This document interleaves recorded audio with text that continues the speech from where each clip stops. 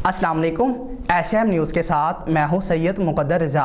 SM news studio में खुशामदीद। खबरों के सिलसिले को मज़ीद आगे बढ़ाते हुए खबर शामिल करते हैं कराची से।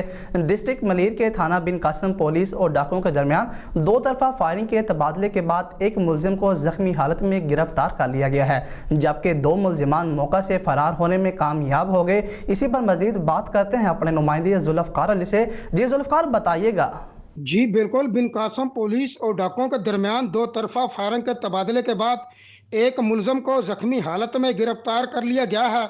इस हवाले से एसएचओ बिन कासम मोहम्मद अमीन खोसो से मेरी बात हुई तो उन्होंने कहना था कि सब इंस्पेक्टर महबूब खोसो पुलिस पार्टी के हमरा इलाका गश्त पर मामूर थे कि कच्चा रोड FFBL के करीब मोटरसाइकिल पर सवार तीन मशकूक अफराद को रुकने का इशारा किया तो एक मुलजम ने पुलिस पार्टी पर फायरिंग कर दी। एसएचओ बिन कासम ने बताया कि मुलजमान की फायरिंग से गोलियां पुलिस मोबाइल में पेवस्त हुई, ताहम खुशकिस्मती से पुलिस एहलकार महफूज रहे और पुलिस की जवाबी फायरिंग से एक मुलजम जख्मी हो गया, जबकि उसके दो साथी मुलजमान जो थे वो मोटरसाइकिल छोड़कर फरार हो गए। पुलिस ने जख्मी हालत में मुलजम खालिद को गिरफ्तार कर लिया।